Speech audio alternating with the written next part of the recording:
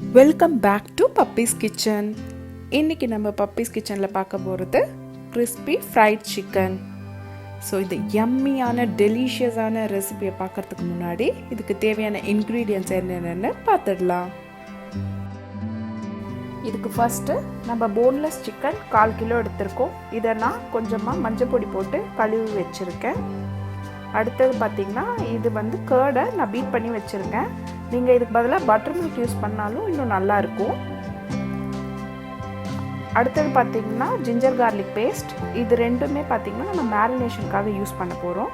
அப்புறம் baking soda தேவையான அளவுக்கு எடுத்துக்கோங்க. அப்புறம் நம்ம 2 முட்டை எடுத்திருக்கோம். 1/4 கிலோ சிக்கனுக்கு 2 முட்டை போதுமானது. அப்புறம் நம்ம ட்ரை இன்க்ரீடியன்ட்ஸ் என்னென்னு பார்த்தீங்கன்னா, ஃபஸ்ட்டு நம்ம 1 கப் மைதா எடுத்திருக்கோம். இது நார்மல் ஆல் பர்பஸ் ஃப்ளார் தான். அதுக்கப்புறம் இன்னொரு கப் பார்த்திங்கன்னா கார்ன்ஃப்ளவர் மாவு எடுத்திருக்கோம். அப்புறம் கிறிஸ்பினஸ்க்காக நம்ம கார்ன்ஃப்ளேக்ஸும் பிரெட் க்ரம்ஸும் எடுத்திருக்கோம். இந்த டிஷ்ஷுக்கான ஸ்பைசினஸ் தர போகிறதே பார்த்திங்கன்னா பிளாக் பெப்பரும் சில்லி ஃப்ளேக்ஸும் தான்.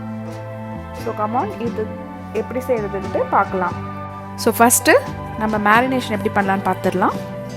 ஒரு பவுலில் சிக்கன் எடுத்துக்கோங்க.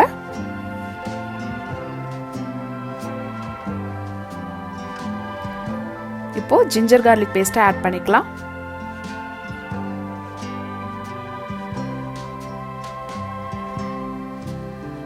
தேவையான அளவுக்கு சில்லி ஃப்ளேக்ஸ் ஆட் பண்ணிக்கோங்க. உங்களுக்கு வேணும்னா நீங்கள் ட்ரை ஹர்ப்ஸ் கூட ஆட் பண்ணிக்கலாம். நம்ம பீட் பண்ணி வச்சுருக்க கர்டை ஆட் பண்ணிக்கலாம். கர்டு இல்லைன்னா நீங்கள் பட்டர் மில்க் கூட ஆட் பண்ணிக்கலாம். நம்ம கர்டை மெயினாக எதுக்காக ஆட் பண்ணுறோம் அப்படின்னு பார்த்தீங்கன்னா, சிக்கன் நல்ல ஒரு சாஃப்ட்னஸ் கொடுக்கும். நீங்கள் உங்களுக்கு லைம் ஃப்ளேவர் பிடிக்கும் அப்படின்னா, அந்த டேங்கி ஃபீல் வேணும்னு நினச்சிங்கன்னா நீங்கள் லெமனும் கொஞ்சமாக பிழிஞ்சு விட்டுக்கலாம். இந்த மேரினேஷன் பார்த்திங்கன்னா 2 ஹவர்ஸ்க்கு அப்படியே டிஸ்டர்ப் பண்ணாமல் வச்சுக்கோங்க. அப்போ தான் அது நல்லா ஊறி சிக்கன் சாஃப்டாக வரும். தேவையான அளவுக்கு உப்பை ஆட் பண்ணிக்கோங்க. இது நம்ம இந்த மேரினேஷனுக்கு மட்டும் எவ்வளோ தேவையோ அதுக்கேற்ற மாதிரி ஆட் பண்ணிக்கிட்டால் போதும். ஸோ இப்போ நம்ம போன்லெஸ் சிக்கன் எடுத்துருக்கோம். நீங்கள் இதே லெக் பீஸ் எடுக்கிறீங்க அப்படின்னா சிக்கனை நல்லா கொஞ்சம் கீறி விடுங்க. அப்போ தான் சிக்கன் நல்லா குக் ஆகும்.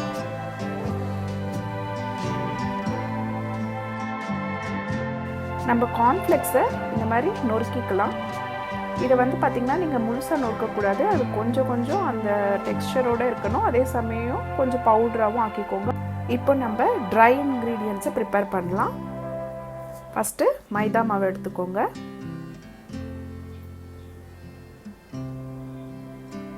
கார்ன்ஃப்ளவர் மாவையும் ஆட் பண்ணிக்கோங்க.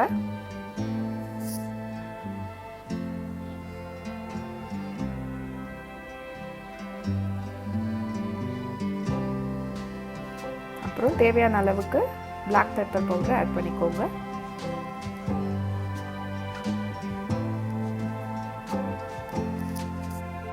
இப்போ கொஞ்சமாக பேக்கிங் சோடா ஆட் பண்ணிக்கோங்க. இது கொஞ்சமாக போட்டால் போதும். தேவையான அளவுக்கு பிரெட் க்ரம்ஸை ஆட் பண்ணிக்கோங்க. நல்ல க்ரன்ச்சி ஃபீல் உங்களுக்கு நல்லா வேணும் அப்படின்னு நினச்சிங்கன்னா இன்னும் கொஞ்சம் நிறைய ஆட் பண்ணிக்கோங்க. இப்போ நம்ம நொறுக்கி வச்சுருக்க கார்ன்ஃப்ளெக்ஸை ஆட் பண்ணிக்கலாம்.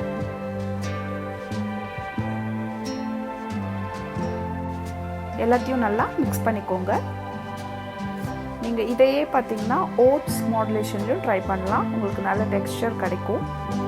நம்ம இப்போ எடுத்துருக்கிறது பார்த்தீங்கன்னா பிளெயின் கார்ன்ஃப்ளெக்ஸ். ஸோ இது எந்த ஃப்ளேவரும் இல்லாதது.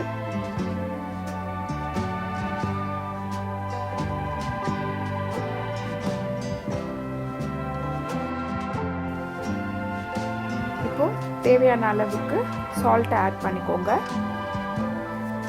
இது பார்த்திங்கன்னா வெறும் இந்த மிக்சருக்கு ஏற்ற மாதிரி போடுங்க. ஏன்னா ஆல்ரெடி நம்ம மேரினேஷன்லேயும் சால்ட் ஆட் பண்ணியிருக்கோம்.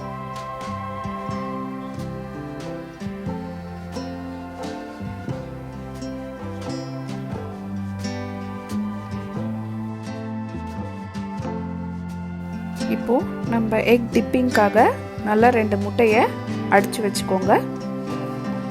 இதில் உங்களுக்கு தேவைன்னா கொஞ்சமாக பாலோ இல்லை பட்டர் மில்க்கோ ஆட் பண்ணிக்கலாம்.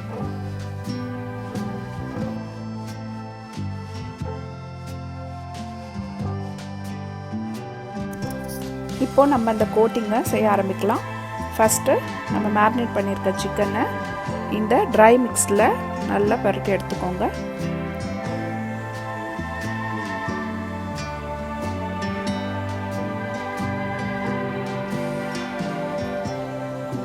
அதை இப்போது நம்ம இந்த முட்டையை ஆல்ரெடி அடித்து வச்சுருக்கோம்ல அதில் போட்டுக்கோங்க. இது வந்து பார்த்திங்கன்னா நீங்கள் 2 கோட்டிங் கொடுக்கணும், அப்போ தான் உங்களுக்கு நல்ல அந்த கிறிஸ்பியான லேயர் கிடைக்கும். ஸோ திரும்பவும் நம்ம அதே ட்ரை மிக்சரில் போட்டு இன்னொரு வாட்டி நல்லா பரட்டி எடுத்துக்கிறோம். நீங்கள் இந்த ப்ராசஸ் பண்ணும்போது ட்ரையான மிக்சர் யூஸ் பண்ணுறதுக்காக தனியாக லைக் ஈரம் படாமல் இருக்கிற மாதிரி நீங்கள் முட்டையில் முட்டும்போது தனியாக வேறு ஒரு ஸ்பூன் மாதிரி வச்சுக்கோங்க. இல்லைனா உங்களுக்கு பிசு பிசுன்னு ஒட்டிக்கும் எல்லாமே. ஸோ நீங்கள் இதுக்கு தனித்தனியாக கையோ இல்லை ஸ்பூனோ யூஸ் பண்ணுறது தான் இதுக்கு பெட்டர். உங்களுக்கு இன்னொன்றும் எப்படி செய்கிறதுன்னு காட்டுறேன். ஃபஸ்ட்டு ட்ரை மிக்ஸில் நல்லா பரட்டிக்கணும்.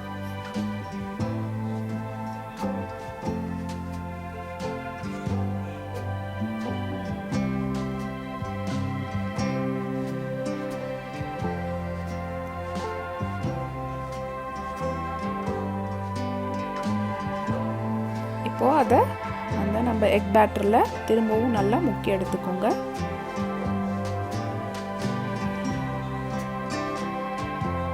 இப்போது இன்னொரு கோட்டிங்.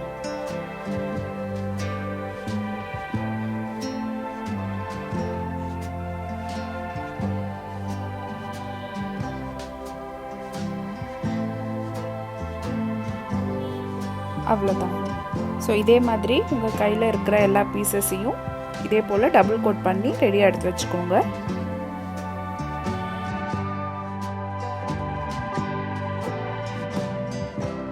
இப்போ நம்ம சூடான கடாயில் எண்ணெய் ஊற்றிக்கலாம்.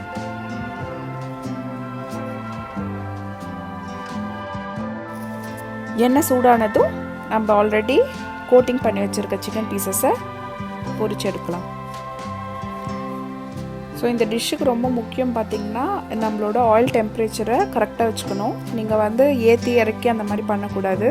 இது வந்து ஒரு கரெக்டான மீடியம் ஃப்ளேம்லேயே வச்சு ஃபுல்லாக குக் பண்ணணும். அப்போ தான் உங்களுக்கு வெளியில் அந்த டெக்ஸ்சர் வந்து கருகிடாது. அதே சமயம் நம்மளோட சிக்கனும் நல்லா பாயில் ஆகும். இப்போ இது நல்லா ஒரு கோல்டன் ப்ரௌன் கலர் வர அளவுக்கு நம்ம ஃப்ரை பண்ணி எடுக்கணும்.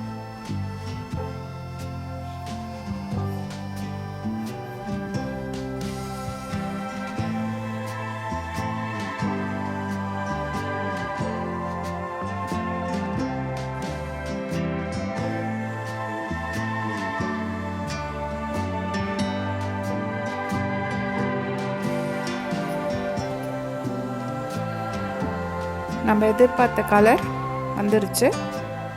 ஸோ இந்த ஸ்டேஜில் நம்ம இதை வெளில எடுத்துடலாம்.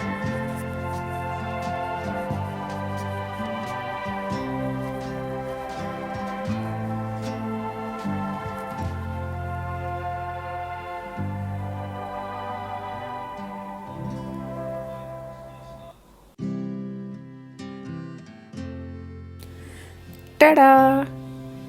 ஸோ யம்மியான கிறிஸ்பி ஃப்ரைட் சிக்கன் ரெடி. இதை நீங்கள் ஒரு மைனஸ் டிப்பிங்கோட சர்வ் பண்ணலாம். இந்த வீடியோ உங்களுக்கு பிடிச்சிருந்ததுன்னா லைக் பண்ணுங்கள், ஷேர் பண்ணுங்கள், மறக்காமல் பப்பீஸ் கிச்சனுக்கு சப்ஸ்கிரைப் பண்ணுங்கள். சப்ஸ்கிரைப் பட்டன் பக்கத்தில் ஒரு பெல் ஐக்கான் இருக்கும், அதை கிளிக் பண்ணுங்கள். ஸோ தட் நாங்கள் ஃப்யூச்சரில் வீடியோஸ் போட்டால் அது உங்களுக்கு அப்டேட்ஸாக வரும்.